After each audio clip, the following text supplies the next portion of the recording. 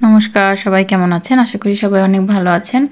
আমিও অনেক ভালো আছি। আজকে আবার চলে এসেছি আমার চ্যানেলের নতুন আরেকটি ভিডিও নিয়ে। ভালো লাগলে অবশ্যই লাইক দিয়ে পুরো ভিডিওটা দেখবেন। কেউ ভিডিওটা স্কিপ করবেন না। ধৈর্য ধরে সবাই আশা করি আমার ভিডিওটা দেখবেন। আজকে আমি একটা খুব সুন্দর রেসিপি তৈরি করব। আলু দিয়ে মাছের মাথা দিয়ে একটা তরকারি। মাছের মাথা বেঁচে গেলে এইভাবে রান্না করতে পারেন। চলুন পুরো ভিডিওটা দেখে নেওয়া যাক। কড়াইয়ে আমি দিয়ে দিলাম তেল। গরম হওয়ার জন্য এখানে আমি মাছের মাথা নিয়েছি। এগুলোতে হলুদ ও লবণ মাখিয়ে নেব।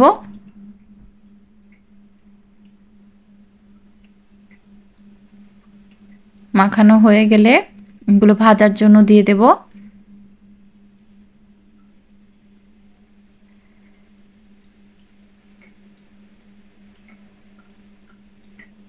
এগুলোকে আমি খুব সুন্দর করে ভেজে নেব। এক পাশ ভাজা হলে আরেকটা পাশ আমি উল্টে দেব। আর এদিকে আমি আলুগুলো সিদ্ধ করে ছুলে নিয়েছি। এখন এর মধ্যে লবণ ও হলুদ দিয়ে মাখিয়ে নেব। আপনারা চাইলে যে কোনো আলু নিতে পারেন। আমি ছোট ছোট এই জাম আলুগুলো নিয়েছি। এই তো মাছের মাথাগুলো ভাজা হয়ে গেছে, নামিয়ে নিয়েছি। আলুগুলোও ভাজার জন্য দিয়ে দিয়েছি। এখন এইভাবে আমি আলুগুলোকে ভেঙে দেব। এই তো আলুগুলো ভাজা হয়ে গেছে, নামিয়ে নিলাম। তারপর কড়াইয়ে আবার তেল দিয়ে দিলাম পেঁয়াজ কুচি। পেঁয়াজটাকে একটু ভালো করে ভেজে নেব। ভেজে তারপর এর মধ্যে এক এক করে মশলা দিয়ে নেব। দিয়ে দিলাম মরিচের গুঁড়ো, পরিমাণ মতো লবণ, দিয়ে দেব হলুদের গুঁড়ো। দিয়ে এখন মশলাটাকে ভেজে নেই। ভেজে নেওয়া হয়ে গেলে তারপর এর মধ্যে এক এক করে বাকি মশলাগুলো দিয়ে দেব।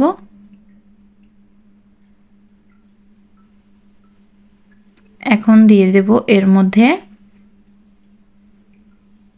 রসুন বাটা, দিয়ে দেব জিরে বাটা, তারপর দিয়ে দেব পেঁয়াজ বাটা। এখন মশলাটাকে ভালোভাবে কষিয়ে নেব। আমি একটু সামান্য জলও দিয়ে নিয়েছি। আমি ঘরোয়া রান্নাগুলোই আপনাদের সাথে শেয়ার করি।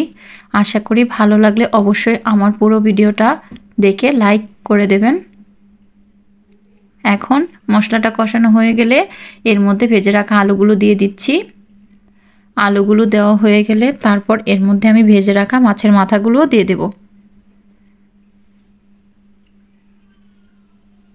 এখন মাছের মাথাগুলো দিয়ে আলুগুলোর সাথে মশলাটার সাথে খুব ভালোভাবে কষিয়ে নেব। প্রথমে এটাকে খুব ভালোভাবে কষিয়ে নিতে হবে। কষানো হয়ে গেলে এর মধ্যে দিয়ে দিব পরিমাণ মতো জল, যেন এগুলো খুব ভালোভাবে রান্না হয়ে যায়, মাছের মাথাগুলো সুন্দর করে সিদ্ধ হয়ে যায়।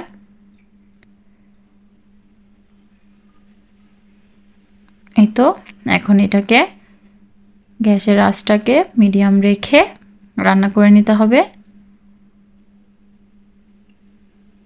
মাঝখানে আবার একটু নাড়িয়ে দিতে হবে যেন নিচ থেকে লেগে না যায়। এটাকে আমি ঢেকে দিব না, এটা এইভাবেই রান্না করব।